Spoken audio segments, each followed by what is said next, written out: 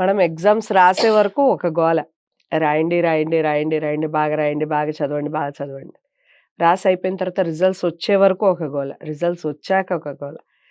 Parents ఎంతవరకు బాధ్యత వహించాలి? బాధ్యత ఖచ్చితంగా ఉంటుంది. పేరెంట్స్ బాధ్యత ఉంటుంది పిల్లల మీద. కానీ ఆ బాధ్యత శృతి మించి రాగాన పడి, వాళ్ళకి ర్యాంకులు రాకపోతే కంపారిజన్స్ వాళ్ళలో వాళ్ళకి కంపారిజన్స్ కాకుండా, పక్కన పిల్లలకొచ్చినప్పుడు నీకెందుకు రాదు అన్న కంపారిజన్స్ ఉన్న పేరెంట్స్‌ని ఈ రోజుల్లో మనం అబ్బో! చూస్తున్నాం. అసలు ఉన్న మొత్తం అంతా వాళ్ళే ఉన్నారంట నేను. ఏదో 1, 2% తప్పించి. ఎందుకు అంటే వాళ్ళతో మిమ్మల్ని కంపేర్ చేయటం. వాడు రాసే విధానం వేరై ఉండొచ్చు. వాడు ఎగ్జామినేషన్‌కి వెళ్ళిన తర్వాత వాడు పేపర్ వేరుగా రాసుండొచ్చు. దిద్దేవాళ్ళు ఆ పేపర్‌ని చూడంగాల్నే వాడికి 4 మార్కులు 4కి 4 ఎయ్యాలి అనిపించుండొచ్చు. వీడి రాసే విధానం వేరై ఉండొచ్చు. మ్యాటర్ అదే అయ్యున్నా. వీడికి మార్కులు ఒక మార్క్ తక్కువై ఉండొచ్చు. దానివల్ల ర్యాంకులు తగ్గుండొచ్చు. ఈ కంపారిజన్ వల్ల పిల్లల్లో ఉన్నటువంటి ఆ బాండింగ్ ఏదైతే ఉందో అది ఖచ్చితంగా దెబ్బతింటుంది. నాకు నీతో కంపేర్ లేదు. నేను నీ స్థాయి కాదు అని. మంచి స్టూడెంట్స్ గూడా ఒక రకంగా డౌన్ ఫాల్ అయ్యే ఛాన్సెస్ ఉన్నాయి. సో, ఈ పేరెంట్స్ స్ట్రెస్ ఏదైతే ఉందో ఆ ఒత్తిడి ఆ పిల్లల మీద బాగా పెట్టేసి, వాళ్ళని మానసికంగా చాలా అంటే చాలా బలి చేస్తున్నారు అనేది జగమెరిగిన వాస్తవం ఇది. దీన్ని మీరు ఎలా ఖండిస్తారు? మీరేం చెప్తారు? పేరెంట్స్‌కి ముఖ్యంగా మీరు చెప్పాల్సిన ఒక మంచి లెసన్ ఏమిటి అది చెప్పండి మేడం ఈ హ్మ్. వీడియో తరపున? ఇప్పుడు ఒకటుంటుంది. Preparation and presentation. రైట్. అందరూ ఎగ్జామ్‌కి ప్రిపేర్ అవుతారు. హ్మ్. కానీ ఎట్లా ప్రెజెంట్ చేస్తున్నారన్నది ఇంపార్టెంట్ కదా! అవును. ఎగ్జామినేషన్ పేపర్‌లో ఎలా ప్రెజెంట్ చేస్తున్నారు వాళ్ళు. అంటే వాళ్ళు రాసే పాయింట్ టు పాయింట్ అడిగిన ఆన్సర్ టు ద క్వెషన్. హ్మ్. వాడు రాసే ఎగ్జామినేషన్ పేపర్‌లో ఒక క్వెషన్ అడిగితే హ్మ్. కరెక్ట్‌గా దానికి సంబంధించిన టాపికే పాయింట్స్ వైస్‌గా రాసుకుంటూ వెళ్ళటం. హ్మ్. ఎంత అందంగా రాస్తున్నారు. నో డౌట్ హ్యాండ్ రైటింగ్ ఇప్పుడు వాడు దాదాపు 13 సంవత్సరాలు ఇప్పుడు నర్సరీ నుంచి చూసుకుంటే హ్మ్. 13 సంవత్సరాలు హ్యాండ్ రైటింగ్ వెనకాల పడుతున్నారు టీచర్లు గాని, పేరెంట్స్ కానీ. Hand writing. ఆ తర్వాత ఇప్పుడు అసలెవడు పట్టించుకోవట్లేదు. పంక్చుయేషన్ మార్కింగ్ చాలా ఇంపార్టెంట్. హ్మ్. ఇంపార్టెంట్ పాయింట్‌ని హైలైట్ చేస్తూ అండర్‌లైన్ చేయటం. ఇంకొకటి అస్సలు కామన్ సెన్స్ లేని విషయం స్కూల్ పిల్లలే కాదు. ఇప్పుడు మేము చాలామంది ఇంటర్‌వ్యూకి వచ్చిన వాళ్ళని కూడా చూస్తున్నాం పెద్దవాళ్ళని. అది హ్మ్. డిగ్రీ అయిపోయిన తర్వాత మార్జిన్ వదలటం అన్న జ్ఞానం కూడా లేకుండా రాస్తారు. అవును. అసలు మార్జిన్ దేనికి వదలాలి? అది ఒక నీట్‌నెస్ ఫస్ట్. హ్మ్. సెకండ్ థింగ్ ఒక ఆర్డర్‌లో రాయటం. హ్మ్. స్ట్రెయిట్‌గా రాయటం. హైలైటెడ్ పాయింట్స్‌ని. ఇప్పుడు మార్కర్ తోటి మార్క్ చేస్తున్నారు కదా ఆఫీసులో. హ్మ్. అలాగే అండర్‌లైన్ చేసి ఆ పాయింట్‌ని అంటే నువ్వు దిస్ ఈస్ వెరీ ఇంపార్టెంట్ అన్న దాన్ని నువ్వు గుర్తించావు. యెస్ అని నీకు తెలిసిన విషయం చెప్తున్నావు. రైట్. ఇప్పుడు ఇవన్నీ కూడా మార్కుల మీద ఎఫెక్ట్ అవుతాయి నో డౌట్. ఓకే. పిల్లలందరూ ప్రిపేర్ అవుతారు. హ్మ్. హ్మ్. ఎగ్జామినేషన్ కోసమే ప్రిపేర్ అవుతారు. అక్కడ చాలామంది ఎంత ప్రిపేర్డో అంత ప్రెజెంటేషన్ ఉండదక్కడ. హ్మ్. అక్కడ ఏదో కొన్ని డిఫరెన్స్‌లు వచ్చేస్తాయి మార్కులు. కొంతమందికి చాలా ఎక్కువ డిఫరెన్స్ ఉంటుంది. కొంతమందికి జస్ట్ కొంచెం డిఫరెన్స్‌లో ఉంటుంది. హ్మ్. హ్మ్. ఇప్పుడు మీరు కంపెనీలో టీమ్ లీడర్స్ అందరూ క్వాలిఫైడే అక్కడ. అవును. అందరూ మంచి ఎక్స్‌పీరియన్సే. అందరూ మంచి మంచి కాలేజీ నుంచి వెళ్లారనుకుందాం. హ్మ్. ఒక టీమ్‌లో ఒకడే లీడర్ ఎందుకవుతాడు? He is able to present properly. He is able to guide properly remaining people. Right. ఇవి 2 లేనప్పుడు మిగిలిన వాళ్ళు అవ్వట్లేదు అందువల్లే. హ్మ్. హ్మ్. మిగిలిన వాళ్ళు ఎందుకు టీమ్ లీడర్‌లు అవ్వట్లేదంటే ఈ రీజన్ వల్లే అవ్వలేదు వాళ్ళు. హ్మ్. హ్మ్. ఉండొచ్చు వీళ్ళు. ఇవాళ కాకపోతే రేపవుతారు. కానీ అవి లేకపోతే ఎప్పటికీ అవ్వరు గదా! అవును గదా! ఇప్పుడు చేసేవాడిని చూసైనా నేర్చుకోవాలి గదా! హ్మ్. ఈడు గొప్పేంటిలే అని వదిలేస్తే వీడు ఎప్పటికి అక్కడే ఉంటాడు. వాడు గొప్పగానే ఉంటాడు. డౌట్ లేదు. రైట్. ఇప్పుడు ఓకే. ఈ పేపర్ ఇంత బాగా ప్రెజెంట్ చేశారు. ఇప్పుడు మనము మనం అంతకుముందు గూడా మనం 2, 3 సార్లు మాట్లాడుకున్నాం. ఏదో ఒకటి పేపర్ ఫుల్‌గా రాసేస్తే 'గబ్బర్ సింగ్' స్టోరీనో అవును. ఆ తర్వాత లాస్ట్ టైమ్ మనం మాట్లాడాం మేడం. ఎగ్జామినేషన్ టైమ్‌లోనే ఆ! మాట్లాడాము. మొన్న ఎగ్జామినేషన్‌లో లాస్ట్ ఇయర్ 10థ్ క్లాస్ అవును. పేపర్‌లో ఎవరో ఒకళ్ళు రిటర్న్ చేతబడి చేశారు. చేస్తారు అని ఆ! రాసారు. మనం చేసాం. ఈ వీడియో చేసాం అసలు ఆల్రెడీ. అలాంటి వాళ్ళకి నాకు మార్క్ లేకపోతే నేను చేతబడి చేస్తాను. చేయిస్తానని హ్మ్. అన్నాడు. ఇప్పుడు ఈ ఈ పిల్లల్లో ఏంటి క్వాలిటీ పెరుగుతోంది? హ్మ్. మేబీ వాడు ప్రిపేర్డ్. వాడు చదువుకొని ఉంటాడు. ఆ టాపిక్ గురించి కొంచెమైనా ఇన్వాల్వ్ అయ్యుంటాడు. ఇప్పుడు చేతబడి చేయిస్తాను అన్న ధైర్యం ఉన్నవాడు ఇంకొక 2 మార్కుల కోసం ఎక్కువ చదవచ్చు కదా! నేననేది మార్కుల కోసం, ఉద్యోగం కోసం చదవకండి. నీ ఫ్యూచర్‌లో ఎప్పుడు ఎలాంటి పరిస్థితి ఎదురైనా దాన్ని నువ్వు తట్టుకోగలిగిన శక్తి నీకిచ్చేది నీకున్న క్వాలిటీ ఎడ్యుకేషన్ మాత్రమే. క్వాలిఫికేషన్ కాదు. రైట్. ఇప్పుడు నువ్వు చదువుకున్న చదువులో ఒక క్వాలిటీ మనలో ఉందనుకోండి అప్పుడు వాడు ఎక్కడైనా ఎలాగైనా ఇది కాకపోతే ఇంకొక పని చేయొచ్చు. రైట్.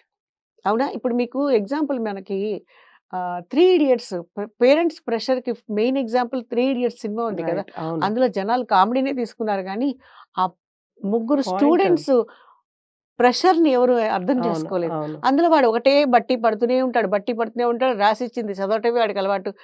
దరిద్రంగా ఏం రాసిచ్చినా చదివి పారేస్తాడు. ఫైనల్‌గా అబాస్ పాలవుతాడు. అభాస్పాలవుతాడు. హ్మ్. ఇప్పుడు ఇక్కడ ఆ మెయిన్ కాన్సెప్ట్ ఇప్పుడు మన సినిమాలో వల్గారిటీ గురించి మాట్లాడుకున్నాం గదా!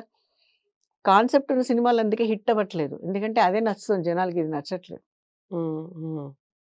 మంచి కాన్సెప్ట్ ఉన్న సినిమా మేబీ ఇప్పుడు ప్రతి దాంట్లోనూ కామెడీనే తీసుకుంటున్నారు కాబట్టి ఇప్పుడు మీకు ఒక టీచర్ గురించి చెప్పేటప్పుడు, ఒక టీచర్ ఎమోషన్ గురించి చెప్పేటప్పుడు ఎప్పుడో ఒక 5, 6 ఏళ్ల తర్వాత ఫలానా సినిమాలో ఆ టీచర్ క్యారెక్టర్‌లో వేసిన ఎమోషన్ అప్పుడే చెప్పాడు ఆయన అంటూ, ఆ తర్వాత దాన్ని కోట్ చేస్తున్నారే తప్ప, ఆ సినిమా రిలీజ్ అయినప్పుడు ఒక టీచర్ యొక్క మానసిక పరిస్థితి అంటే, ఆ పిల్లవాడు చదువుకోకపోతే ఏమవుతాడు అని చెప్పిన డైలాగ్‌ని ఎవడు పట్టించుకోవట్ల. అంటే పిల్లలకి మెయిన్‌గా చెప్తున్నా ఇక్కడ టీచర్ మీద రెస్పెక్ట్. హ్మ్. ఇప్పుడు మనం ఒక మాట చెప్తున్నాము. ఏదో నుంచొని చెప్తున్నారు, పాఠం చెప్తున్నారు కాదు. ఏం చెప్తున్నారు, ఎందుకు చెప్తున్నారు అని వినాలి గదా! హ్మ్. వింటేనే కదా ముందు తర్వాత దాని గురించి అర్థం చేసుకోవడానికి అవకాశం ఉంటుంది. వినకుండా టైమ్ పాస్ కోసం 40 మంది పిల్లలుంటే 40 మంది పిల్లలకి ఒకేలాగానే టీచర్ పాఠం చెప్తుంది. ఫస్ట్ ర్యాంక్ వచ్చిన వాడికో, స్కూల్ టాపర్‌కో సెపరేట్‌గా చెప్పట్లేదు. అవును. ఫస్ట్ బెంచ్‌లో ఫస్ట్ కూర్చున్న వాడికి, లాస్ట్ బెంచ్‌లో లాస్ట్ కూర్చుని మధ్యలో దరువేసేవాడికి ఒకలాగే పాఠం చెప్తారు. ఎవడు ఎంతవరకు అబ్జర్వ్ చేస్తాడన్నది వాళ్ళ వాళ్ళ విజ్ఞత వాళ్ళ కొద్దిగా విజ్ఞత, వాళ్ళకున్న విచక్షణ, వాళ్ళకున్న రెస్పాన్స్ వాళ్ళ మీద వాళ్ళకున్న బాధ్యత. అవును. ఈ 3 లేనప్పుడు ఎవ్వడు ఎవరిని బాగు చేయలేడు. హ్మ్. అదే చెప్పాను కదా! మీ అబ్బాయి రెగ్యులర్‌గా స్కూల్‌కి రావట్లేదు. మీ అమ్మాయి రెగ్యులర్‌గా హోంవర్క్ చేయట్లేదు అన్నప్పుడు రియాక్ట్ అయ్యే పేరెంట్స్ ఎందుకు చేయట్లేదని రెస్పాన్సిబుల్ ఫీల్ అయితే ఈ ప్రాబ్లమ్స్ అన్నీ ఉండవు. అసలు ఇన్ని గొడవలే జరగవు. రైట్. ఇప్పుడు ప్రెజెంటేషన్ ఇప్పుడు మనం ర్యాంకుల గురించి అనుకున్నాం గదా! ఇప్పుడు ఒక అమ్మ భరతనాట్యం నేర్చుకోవాలనుకుంది. హ్మ్. ఇప్పుడు నేను నేర్చుకోవాలనుకున్నాను. నేను సంగీతం పాడాలనుకున్నాను. నేను పాడలేకపోయాను, నేర్చుకోలేకపోయాను, కంటిన్యూ చేయలేకపోయాను. మా అమ్మాయిని నేర్చుకుంటావా, చస్తావా అనడం తప్పు గదా! హ్మ్. తనకి ఇంట్రెస్ట్ ఉండొచ్చు, ఉండకపోవచ్చు. హ్మ్. హ్మ్. మీలో more than 50% students parents pressure వల్ల కూడా ప్రాబ్లమ్ ఫేస్ చేస్తున్నారు. అవును. రీసెంట్‌గా మనం చూసాం. జస్ట్ బిఫోర్ ఎగ్జామినేషన్స్ సూసైడ్ చేసుకున్న వాళ్ళు ఎంతమందో ఉన్నారు. అవును. కాలేజీలో జాయిన్ అయ్యి ఇష్టం లేని కోర్స్‌లో జాయిన్ అయ్యి, భరించలేక, ప్రెషర్ తట్టుకోలేక, అదేదో తలాతోక అర్థం కాక ఎందుకంటే వాడికి ఇష్టం లేదు, నచ్చంది కాబట్టి. హ్మ్. హ్మ్. ఎవరు ఎవరిని ఏం సాధించుకున్నారు? ఎవరు ఎక్కడ యాహ్, ఎవరి అనుకున్నది ఎవరనుకున్నది ఎక్కడ ఏం జరిగింది? ఈ ప్రెషర్ కూడా నేనంటున్నా అంటే యెస్. ఇవన్నీ ఉన్నాయి. ఈ కోర్సులన్నీ ఉన్నాయి. ఇలా చదవాలి అని మాత్రమే చెప్పండి. ఏం చదువుకోవాలి? ఎలా చదువుకోవాలనేది వాళ్ళని నిర్ణయించుకోనియండి. హ్మ్. పిల్లలకి అంటే ఒక నిర్ణయం ఉంటుంది. బాగా చదువుకో అనే చెప్తారు. మీరెవరైనా చూడండి మనిషి మామూలు ఒక సంస్కారం ఉన్న మనుషులు ఎవరైనా 10థ్ చదువుతున్నావా? ఇంటర్ చదువుతున్నావా? డిగ్రీ ఫైనల్ ఎగ్జామినేషన్స్ వచ్చాయి కదా! చదువుతున్నావా? అని అడుగుతారు. ఎన్ని మార్కులొస్తాయని ఎవరు అడగరు. అవును. విచక్షణ జ్ఞానం ఉన్న వాళ్ళెవ్వరు నీకెన్ని మార్కులొస్తాయని అడగరు. హ్మ్. బాగా చదువుతున్నావా అని మాత్రమే అడుగుతారు. రైట్. ఇంకొక రీజన్ ఇంకొకటి కూడా చూడండి. మార్కులు ఎన్నొస్తాయి అన్న దానికన్నా బాగా హ్మ్. చదువు అని చెప్పడంలో రీజన్ ఏంటక్కడ? టైమ్ వేస్ట్ చేయకుండా టైమ్‌ని వేరే పనికిమాలిన విషయాల్లో, వ్యవహారాల్లో తలపెట్టకుండా చదువు మీద కాన్సంట్రేట్ చెయ్యి అని చెప్పటమే అక్కడ ఉన్న లక్ష్యం. రైట్. బాగా చదువుకో అన్నదానికి అర్థం అదే. హ్మ్. హ్మ్. అంతే తప్ప 100కి 100 తెచ్చుకోవాలిరోయ్ అంటే తప్పది. ఓకే. సో, ఈ ప్రెషరు పేరెంట్స్‌కి ఎప్పుడు ఒక్క ప్రశ్న పిల్లలు నాకు తక్కువ మార్కులొచ్చాయని అడుగుతున్నావు గదా! నీకెన్ని మార్కులొచ్చాయని ఒక ప్రశ్న పిల్లలు అడిగితే పేరెంట్స్ ఏం జేయాలండి? అది అడిగే వరకు పెట్టుకోవద్దంటున్నా నేను. ఎందుకంటే పిల్లలు ఈ రోజుల్లో చాలా తెగించున్నారు. ఆ ప్రశ్న వాళ్ళు అడిగే వరకు వద్దు. హ్మ్.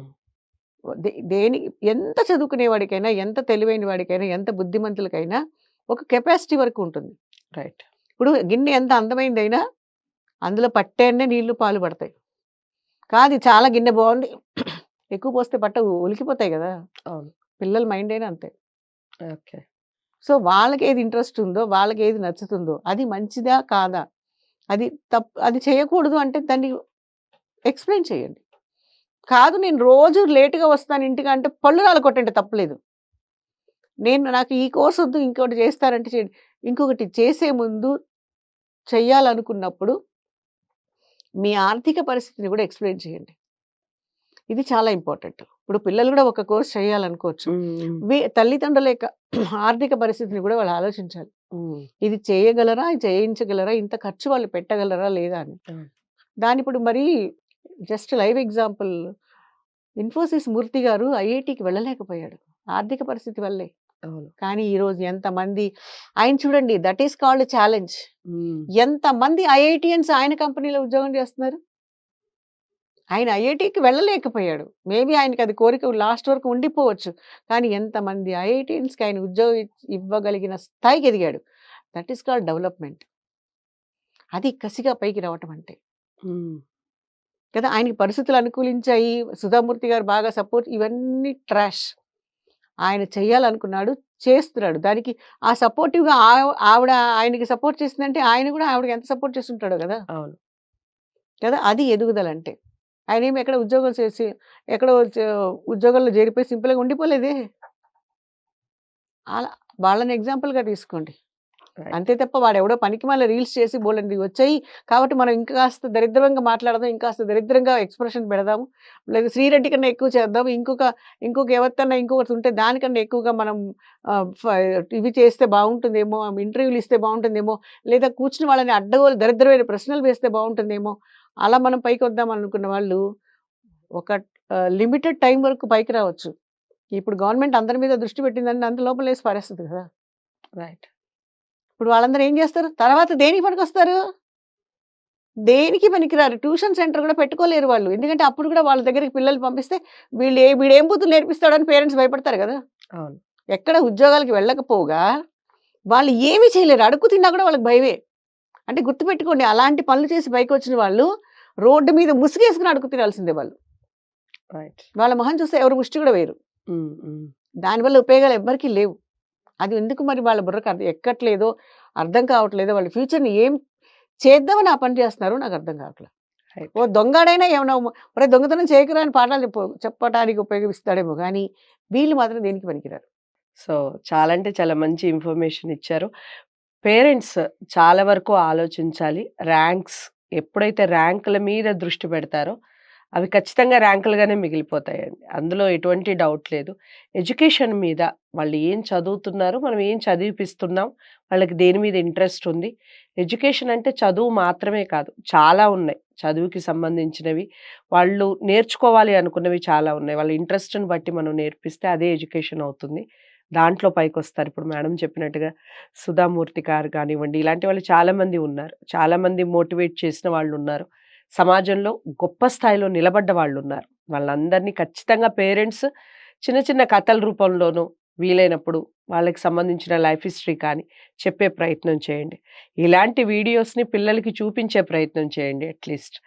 దానివల్ల వాళ్ళలో కాస్త మార్పొచ్చినా, మనం ఆలోచన విధానంలో కొంచెం మార్పొచ్చినా, మనం ఖచ్చితంగా సక్సెస్ సాధించినట్లే.